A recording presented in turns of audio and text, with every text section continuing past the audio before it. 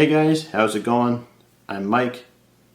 Today I am going to be doing a review of the Real Steel Lynx. This is designed by Ivan Braganets, and it's been around for a little while, but I just recently bought it.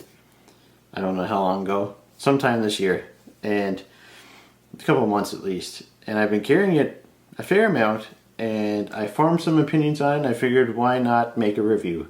So yes, review time. So up first we're going to talk about the action. It is a flipper knife. You see that little flipper there? Oh, what a cute little flipper, which works. It's not the most satisfying flipper action. I'll use my right hand, but it works. It's pretty hard to fail it. I'll try to fail it. It fails.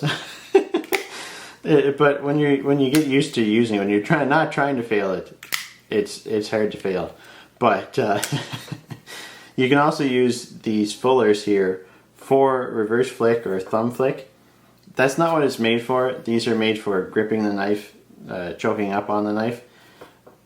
Apparently, that's what I read anyways. Yeah, it works quite well with the thumb flick. Works well with the reverse flick. You can even use your pinky, if I can get my fingers to work. There we go. See, you can even use your pinky with it. So the detent is dialed in perfectly for a mix of flipper tab action and reverse flick action. So I can't complain about the detent. It's very, very smooth. Gotta love that. So, as far as the action goes, excellent knife. The ergos, as you can see from the handle, it's a fairly neutral handle shape. You do have some swells here. There's like a swell here on the top and on the bottom. And then it curves down near the butt of the knife, and it curves down near the front of the knife. So this should fit a wide variety of hand sizes, except maybe super large hands, but it should still be fairly comfortable. It's really hard to talk about ergonomics because every hand's different, but this does feel nice in the hand. It feels locked in place, but I do notice that in this right here, where my index finger grips it, in this area, when I hold it in a hammer grip, there's a lot of movement. Now that's just because of my hands. I have arthritis in my hands, so I can't make a fully closed fist without causing discomfort. So that's just more of a me problem, not a you problem. But if you have arthritis, you may notice that. But when you use the jimping, right here, I'll show you a close-up of that soon. You know, put your thumb on that. Oh, it's perfect. It fits the hand perfect. You can really get a lot of power into the cuts that way. And then if you use it like he intended it to be with these fullers, you can choke up here, right up to the very, you gotta be careful not to cut yourself, but you can choke up like this and really use that downward tip for utility cuts. Speaking of which, this is a very interesting blade shape. It's kind of a modified, I don't know, like sheep's foot? A little bit of a drop point sheep's foot type of a deal. I'm not sure.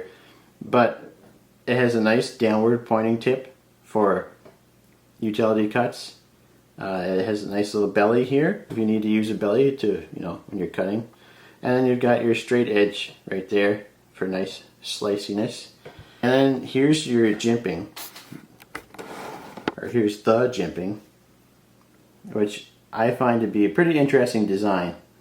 I mean, it's very simple, but instead of, here, can I get any closer? Not really. You can kind of see that. Anyways, instead of just a bunch of little rectangles, it's a bunch of little squares. And that's a really smart idea because, where, there we go. That's a really smart idea because it gives you a lot more corners to catch your flesh on. So even though it's not sharp, once you put pressure on it, it catches and it locks in place. So that's really nice jimping on that. I gotta say that's nice.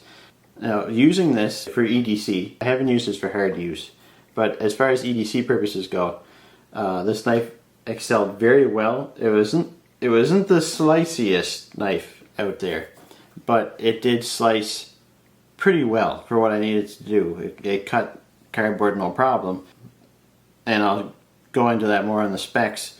It is a thicker blade stock, but it's not super crazy thick. It is 0.13 inches thick, or 3.4 millimeters. So it's not that crazy thick of a blade stock, but it has a flat grind. It probably could have benefited from a hollow grind, but it's still slicey. It's just not as slicey as it could be. So I might as well go into the rest of the specs. Like I said, the blade thickness, 0.13 inches, 3.4 millimeters. I'm looking at my notes here. I took all the measurements myself, but I just can't remember them. The blade length is, now it depends, it's a little tricky to measure this. It depends on what you measure from. But from this point up here, it is 3.5 inches long. So from here to the tip, 3.5. From here to the tip, 3.75. And you have a cutting length of, or cutting edge length of 3.64 inches. The handle is, the handle length is, well, from this point, actually I'll close this up so you can see it. So from this point here to the very end of the knife, the actual handle, not including the glass breaker, is 4.71 inches, and then including the glass breaker, it's 4.86 inches. The handle thickness is 0.62 inches thick, so it's a little bit thicker than normal. And I forgot to measure this, so I'm just going to measure it real quick. So if you include the pocket clip, it is 0.71 inches. So from here to here, 0.71 inches. If that means anything to you. Some people like to know that, some people don't care. And it weighs 3.6 ounces. So, size comparisons. This is it compared to the Rat Model 2. Let me line up the pivots. So, blade length, you know, kind of comparable. Handle length, the Rat Model 2 is a little bit longer. Rat Model 1, sorry, that's the Rat Model 1. This is the Rat Model 2. Apologize. Rat Model 2 is smaller. So, a little bit more comparable to the handle length though, but yeah, kind of fits nicely in between the rats.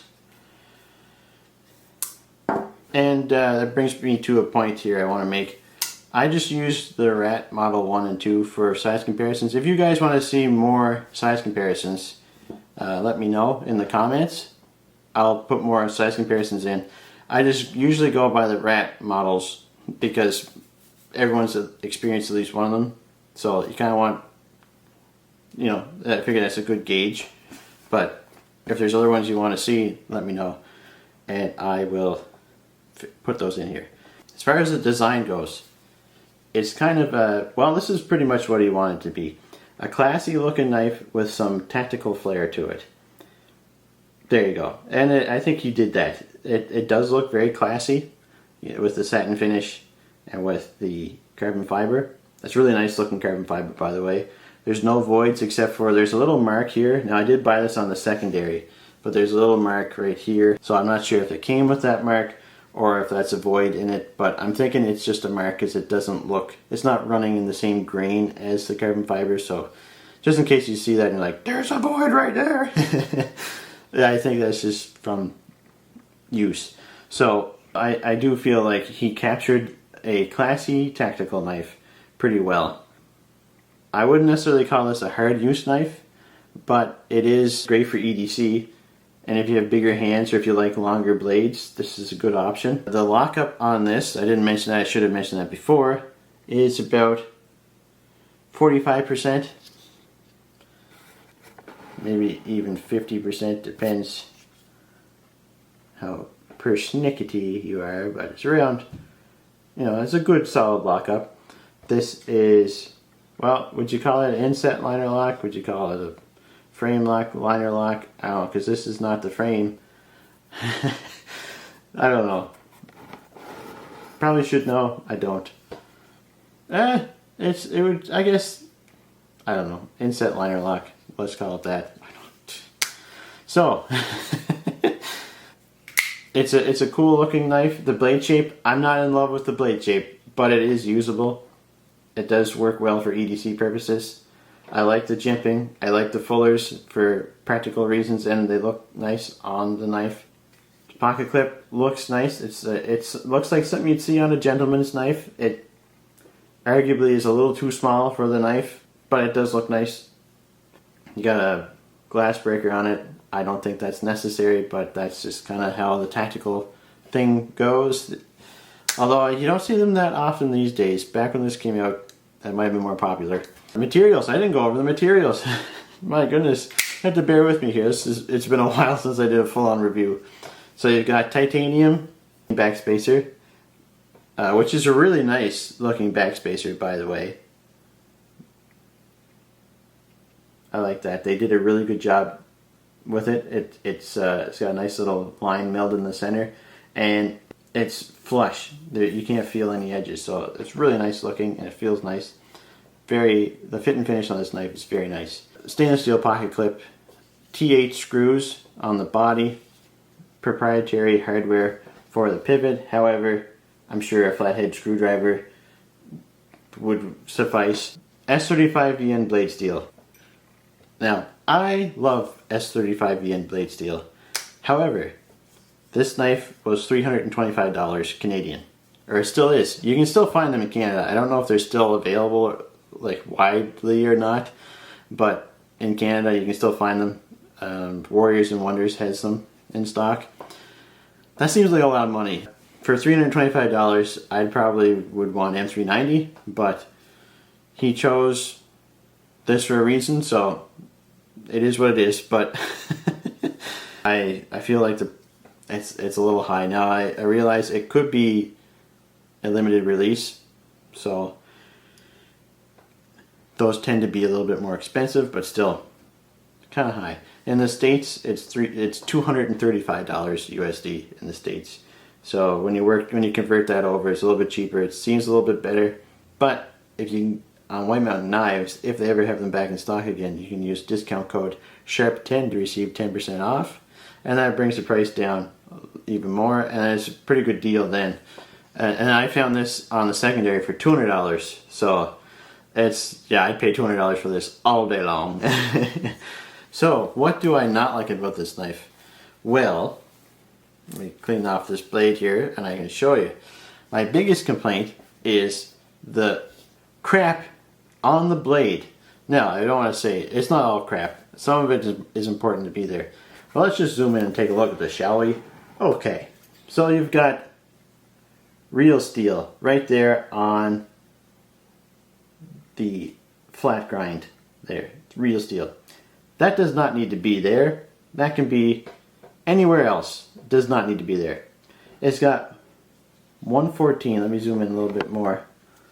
That was literally a little bit more. It's got 114 right there in the fuller.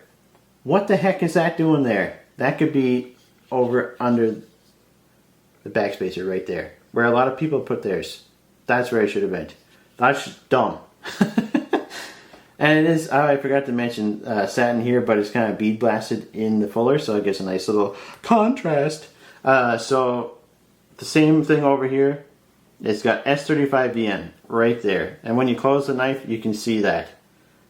At least it's not on the show side. That's what makes this even worse. It's on the show side. You got that, and then you've got Ivan Braganet's maker's mark right here, which is I really like that maker's mark. It's actually really cool looking, and I don't mind it being there there's really no other place to put it on the blade. I do feel it's important to make sure you have the maker's mark on the blade somewhere, or on the knife at least, but it's all the other stuff that's a problem. Plus, Ivan Braganet's name is on here, on the show side. That does not need to be there at all. That could be on the back, right there. And the S35VN, it's important for that to be on the blade too, but that could be put maybe on here. There's places to hide this stuff. And it just kind of cheapens the look of the knife, I find. So that's my biggest nitpick with this. The only other thing I don't like about the knife, and I mentioned this before, is the pocket clip. It is a little bit too small in the tip area specifically. So when you have pants on with pockets, and those pockets are double hemmed, this gets to be a little bit tight, and when you go to pull it out, you are putting a lot of pressure on a tiny little area. That's very uncomfortable. It doesn't hurt or anything, but it's uncomfortable. So what I do is I kind of scrunch up some material underneath it and pull up on the material, and that pulls it out. But yeah, it's so narrow that it's just not very comfortable when you go to take it out of your pocket. Now if you have thin enough pants on, you don't notice that. But overall, I like the knife. It's a very solid choice for EDC. It's a bit overpriced, but if you can find one on sale, or if you can find one on the secondary market for better price, then I would definitely recommend getting it. It's just, for me, at full retail, it's not worth it. I wouldn't pick it up for full retail price. There's so many other things nowadays that for me I like more. But for $200, can't complain. So that should be it. I think I'm trying to run through my mind if I might have forgot something. I think that's all the points I wanted to make. Yeah. So hopefully that was a decent review. Let me know if there's anything you'd like me to change. I'm trying to come up with a process to this. That way I can remember things easier. Because my memory is really not very good. For certain things anyways. So yeah, anyways, thank you so much for watching. Take care.